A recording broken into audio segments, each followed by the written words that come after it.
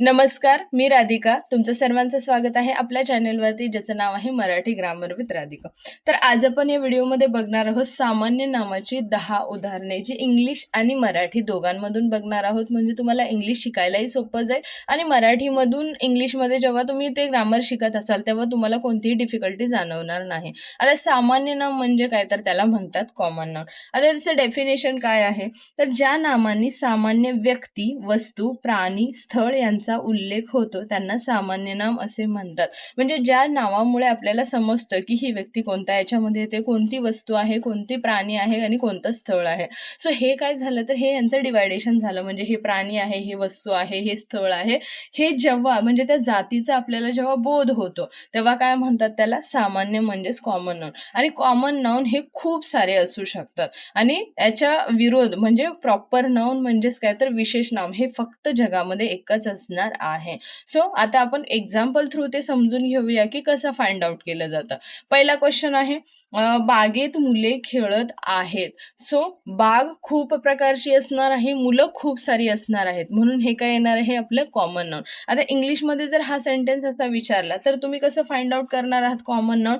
Children's are playing in the garden. Childrens म्हणजे मुलं खूप सारी असणार आहेत आणि गार्डन्स खूप सारे असणार आहेत. सो हे काय होणार आहे, आपलं कॉमन नाउन होणार आहे. त्यानंतर सेकंड नंबरचा क्वेश्चन आहे, कुत्रा जोरात भुंकत आहे. सो कुत्रा हे काय आहे, प्राणी जातीचं नाव आहे. जर त्या कुत्र्याचं नाव असतं मोती किंवा जे काही कुत्र्यांची नावं असतात ते जर सांगितलं असतं तर ते कशामध्ये गेलं असतं, विशेष नाम म्हणजे प्रॉपर नाउनमध्ये गेलं असतं. आता जर इंग्लिशमध्ये तुम्हाला असं सेंटेन्स विचारलं आहे, द डॉग इज बार्किंग लाऊडली, तर मग ह्याच्यामध्ये तुम्हाला कॉमन नाउन कोणता येणार आहे, तर डॉग, कारण डॉग खूप सारे असू शकतात. त्यानंतर थर्ड नंबरचा आहे, शाळेत शिक्षक शिकवत आहेत. सो शाळा खूप असणार आहेत, शिक्षक खूप सारे असणार. जर शाळेचं नाव दिलं असतं, शिक्षकांचं नाव दिलं असतं तर ते काय झालं असतं, आपलं विशेष नाम म्हणजेच प्रॉपर नाउन झालं असतं. पण इथे काय सांगितलेलं आहे आपल्याला, कॉमन नाउन. आता इंग्लिश सेंटेन्स कसा असणार आहे, the teacher is teaching in the school. Teachers खूप सारे असणार आहेत, स्कूल खूप सारे असणार आहे. सो अशा प्रकारे तुम्हाला कॉमन नाउन फाइंड आउट करायचं आहे.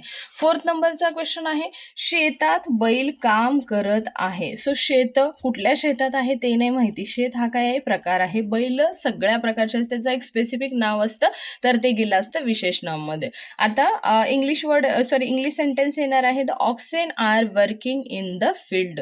फील्ड म्हणजे जे काय त्यांचं फार्म आहे तिथे. सो फील्ड आणि ऑक्सेन हे काय येणार आहेत, आपले कॉमन नाउन येणार आहे.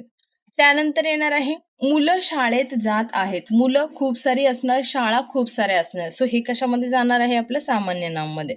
Children's are going to school म्हणजेच काय, तर चिल्ड्रन म्हणजे मुलं खूप सारी असणार आहेत आणि स्कूल खूप सारे असणार. सो हे काय होणार आहे, आपलं कॉमन नाउन होणार आहे. माणूस रस्त्यावर चालत आहे. माणूस कुठल्या माणसाचं नाव नाही सांगितलं, खूप सारी माणसं चालतात. सो माणूस आणि रस्ता हे काय होणार आहे, आपलं सामान्य नाम होणार आहे. आणि a man is walking on the road. So man आणि रोड हे दोघं काय झाले, आपले कॉमन नाउन झाले. त्याच्यानंतर 7th नंबर आहे, पक्षी आकाशात उडत आहेत. पक्षी कोणत्या प्रकारचा पक्षी आहे किंवा त्या पक्षाचं नाव दिलंय का, तर नाही, खूप सारे पक्षी आहेत. सो पक्षी हे काय होणार आहे, आपलं सामान्य नाम होणार आहे. Birds are flying in the sky. आता ह्याच्यामधलं जर कॉमन नाउन फाइंड आउट करायला सांगितलं तर काय येणार आहे, बर्ड्स. त्याच्यानंतर 8th नंबर आहे, गायी शेतात चरत आहे. सो गायीचं नाव दिलं आहे का, जसं की कामधेनू आहे किंवा जे पण आहे XYZ गायींची जी नावं आहेत ती दिलं असतं तर हे काय झालं असतं, आपलं विशेष नाम झालं असतं. पण गायी सांगितलेलं आहे. सो गायी काय होणार आहे, आपलं कॉमन नाउन होणार आहे. आणि शेत हे सुद्धा काय होणार आहे, तर कॉमन म्हणजे सामान्य नाम होणार आहे. Cows are grazing in the field. Field म्हणजेच काय, ते जे फार्म आहे ते. काऊज आणि फील्ड हे काय येणार आहे, आपलं कॉमन नाउन येणार आहे. त्यानंतर 9th नंबर आहे, मुलगी खेळ खेळत आहे. सो मुलगी कुठली मुलगी आहे ते नाही सांगितलंय, तिचं नाव नाही सांगितलं आहे. खेळ म्हणजे कोणता खेळ ती खेळते त्याचं नाव नाही सांगितलेलं आहे. त्यामुळे हे काय येणार आहे, आपलं सामान्य नाम. The girl is playing a game. Girl मुलीचं नाव सांगितले का, तर नाही, गेमचं नाव सांगितलेलं नाही. त्यामुळे हे काय येणार आहे, आपलं कॉमन नाउन.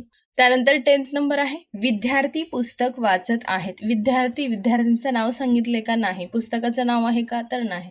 सो हे काय होणार आहेत? कॉमन नाउन होणार आहेत. Student are reading a book. Student आणि बुक हे काय होणार आहेत? आपले कॉमन नाउन. आता कॉमन नाउनचं इंग्लिशमध्ये डेफिनेशन काय असणार आहे? तर common noun refer to a general name of person, place, animal or things. म्हणजे ते कोणाला रेफर करतं? तर पर्सनला म्हणजे व्यक्तीला करतं, प्लेस म्हणजे जागेला करतं, ॲनिमल्स म्हणजे जे प्राणी आहेत, ऑर थिंग्स म्हणजे वस्तूंना रेफर करायचं, म्हणजेच काय तर संबोधायचं काम कोण करतं? Common noun. आय होप तुम्हाला हा व्हिडिओ आवडला असेल. जर का तुम्हाला माझे व्हिडिओज आवडत असतील, पसंत येत असतील, तर चॅनलला नक्की लाईक, शेअर आणि सबस्क्राईब करा. आणि सेम हेच ग्रामर माझं हिंदीमध्ये पण एक्सप्लेन केलेलं आहे, तर त्या चॅनलची जी लिंक आहे ती मी डिस्क्रिप्शनमध्ये देईन. तो सुद्धा चॅनल नक्की बघा. जे हिंदी विद्यार्थी असतील त्यांच्यासाठी मराठी ग्रामर सोप्या भाषेत हिंदीमध्ये करून सांगितलेलं आहे. तर भेटूया नेक्स्ट व्हिडिओ. तोपर्यंत बाय बाय.